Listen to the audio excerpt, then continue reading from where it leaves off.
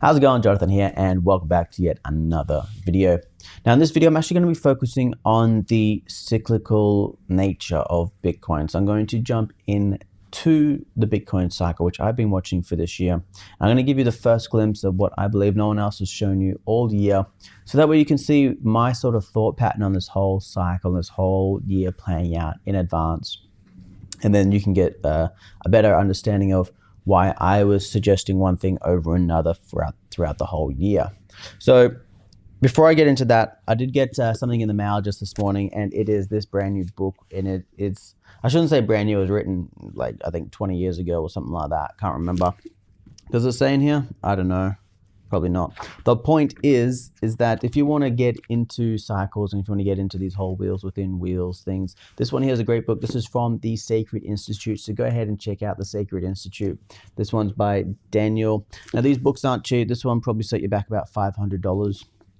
But it's the content that's in this book that can actually change the way you think about the world, change the way you think about the markets and so forth. So, of course, this is not for everyone. It's in a very expensive book. When it comes to education and training, a lot of people try to get it for free. They think, okay, why don't I just Google this? Well, you could Google it. A lot of this information is not actually publicly shared. So that's why it does get sent out in hard covers, and it's not actually available in like a PDF or like an online form.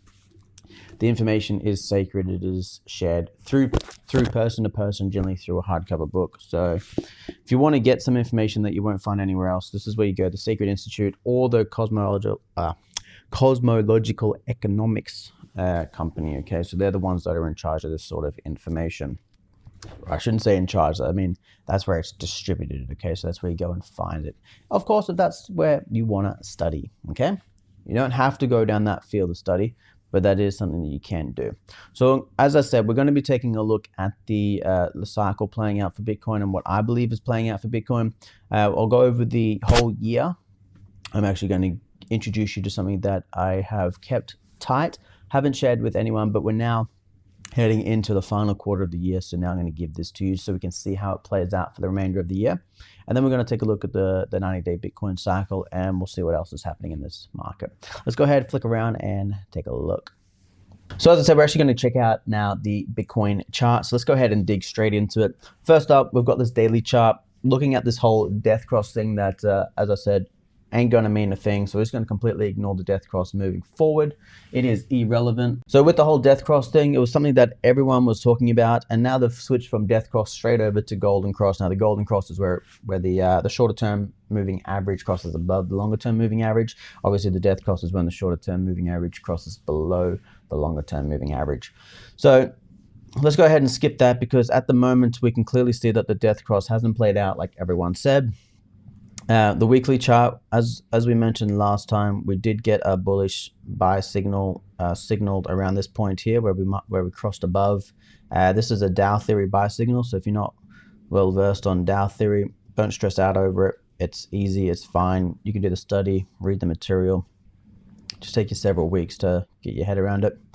We're now above the 38.2 retracement level, sitting on it there for a long-term time perspective. The swings, still bullish territory, even if, I'm just going to run through all the charts just so you can get an update.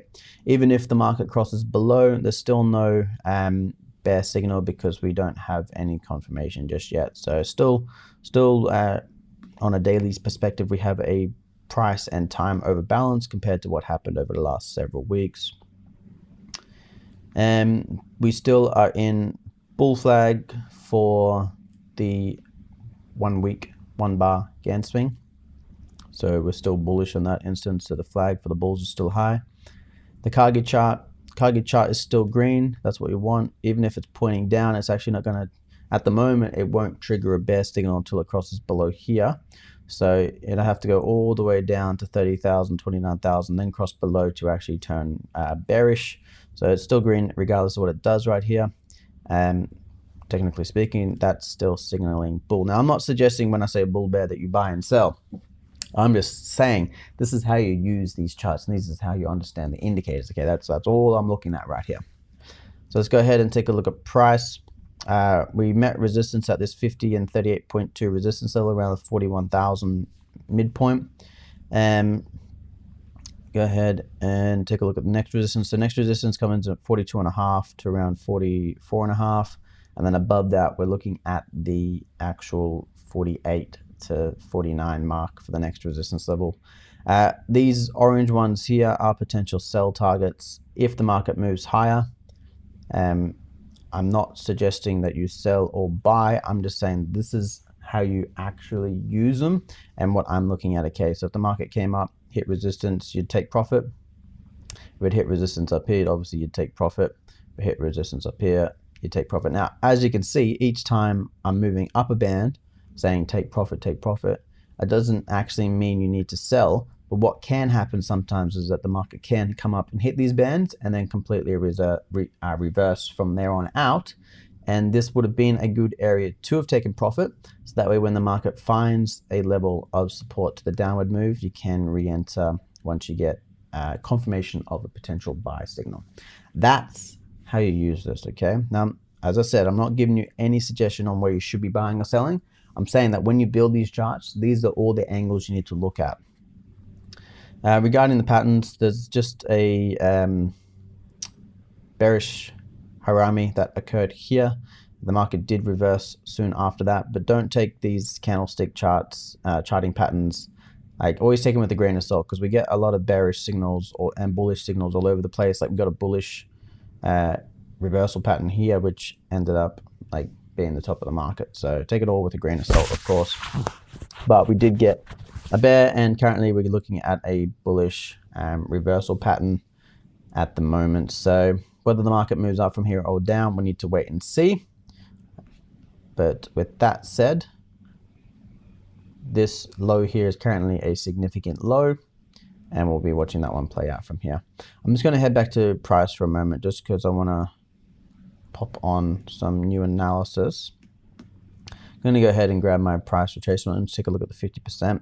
Now, if you don't understand the 50% level, it is the midpoint between the high and the low. It's the most psychological level. I'm not going to go into great detail on this, but this is the Gann level. It's not a Fibonacci level. So anyone who's telling you pop on the 50% Fibonacci level, switch them off, unsubscribe straight away, get out of there, because they got no idea what they're talking about. This level here would provide significant resistance to the downside if it was to get there. With that said, let's go ahead and pop on our other levels. I'll take a look at the 8s for a moment. No one on here. Oh, that's an extension. I want my retracements. No one here talks about the 8s, but we'll take a look, see what's happening with the 8s. Now the 8s, the simplest way to think about the 8s is every 45 degrees around a circle would equate to an 8th. So if you have a full revolution, so if we start, I'm just going to go a little bit esoteric, so stay with me. If we start down the bottom here at a 0 point, so 0 degrees on a circle, and we move up to a top, which would then complete the revolution around a circle of 360 degrees. If we divide that, we're going to get 45-degree angles, okay? So when WD Gann went in and he looked at building his price analysis research, these, so if you do 45 degrees by 45 degrees by 45 degrees, 8 times, you'll eventually get the full revolution of the circle. And that's why he suggested that this was a very important harmonic to watch, if I can keep it slightly simple. So we're looking at sitting around the 25%, so the second harmonic or the second 45-degree angle. Don't confuse yourself with what I'm saying. I'm just trying to, bring you one level ahead and then bring you back. One level ahead, bring you back. And that way you can sort of start to build this all together in your own mind. Nothing important there though. Elliott wave structure, so we still did hit bang on with the 25% extension for time, which came into our low in July. And still, all being said, we come up and hit the 38.2% level here. But we should be on our way up into at least the 50% level if the Elliott wave structure is going to prove correct, then the 75%, then up to the 100%. And it could go beyond if this bull market continues to extend. We could go up to like the 150, 175, 200% levels. So we just watch that as we go, and I'll stick the forecasting aside for now. So the cake here now is going to be this 90-day cycle. Now, I am somewhat inclined to change the left and right translation here for this cycle. There is what appeared to be a left translation top. Now, do I have a book here? I believe I do. Give me one tick. If you want to understand this whole theory, you can grab, is it in this book? Here. If you want to grab this book here, it's called Merriman on Market Cycles, The Basics. This actually goes into what I'm discussing here today, and it will talk about these left and right translations and what you're looking for with the market cycles, etc. So he goes in any details at all, so go ahead and check that out if that's something of interest. If it's not, that's totally okay. But for example, if you head to page 61, if you get this book, he'll talk about this specific market cycle from here. So let's go ahead and just switch back to the content. What he spoke about was if we had a left translation top, so if the market moved up, built its top on the left-hand side, that there's a very high chance that the right-hand side would be a lower low.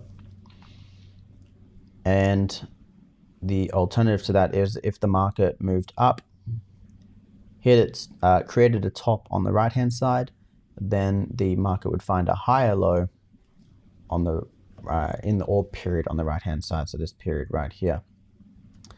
So there is every chance now that this whole theory has now changed. It could become invalid and we might completely ignore it. We'll have to find out.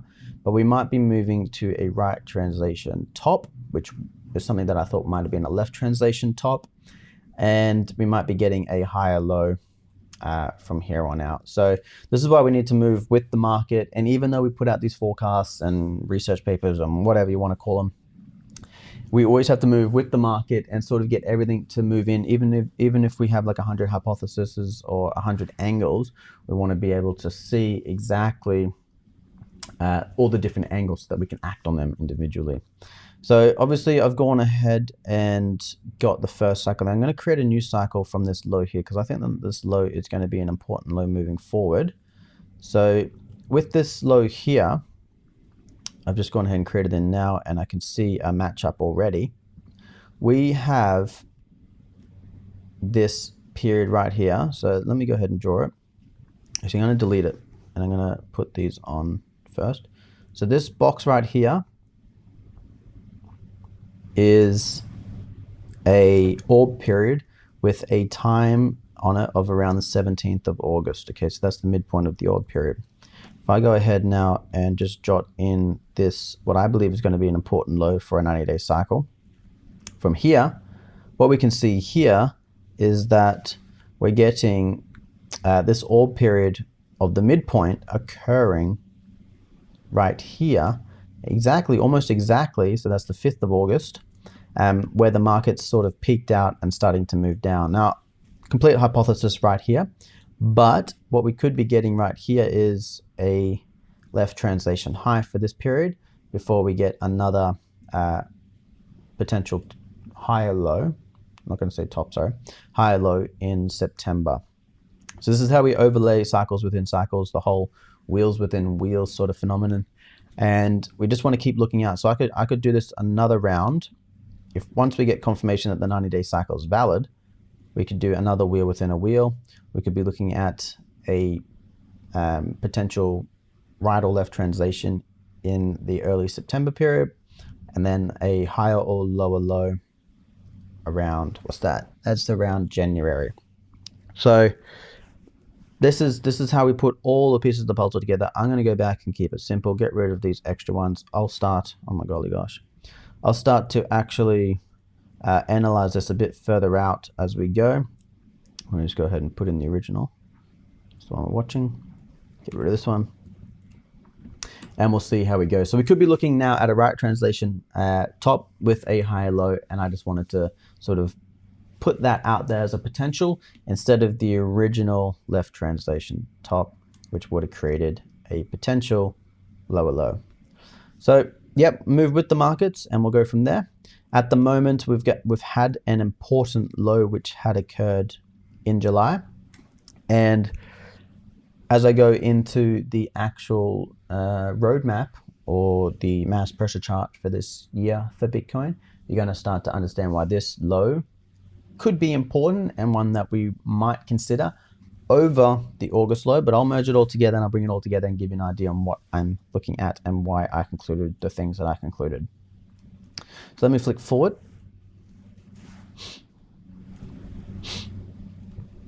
All right.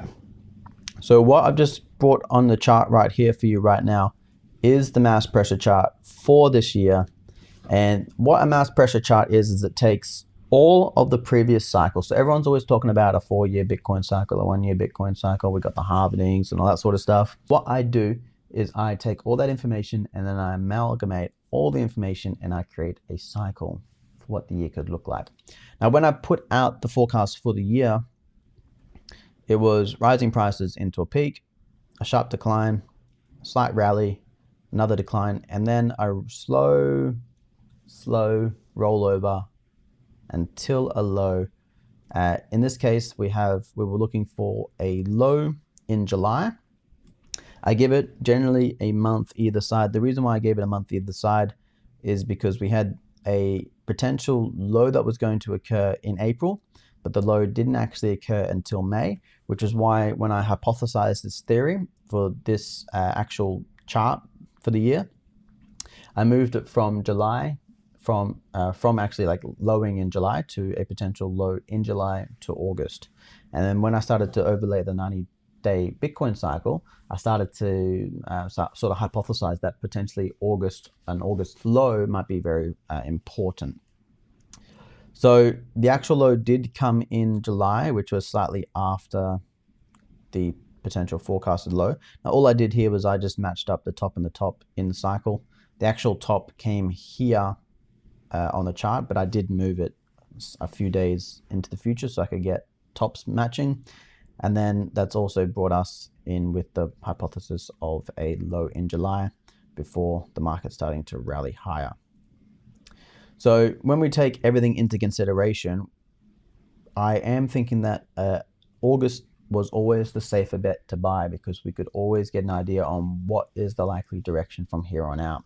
I still think that August is going to be the safer bet to buy, and that is something that I had been waiting for this whole time. Whether we get lows like we did back here or the lows are definitely higher, it's not so much about catching the bottom, because I showed you how to catch the bottoms when I did the whole daily time counts and how to pinpoint the exact days that the markets are changing direction. It's more about being safe and making sure that we're trading with probability instead of like guesswork and speculation on that sense. So we're definitely waiting to see what happens here. We could be getting the low anytime now because these bars are coming down.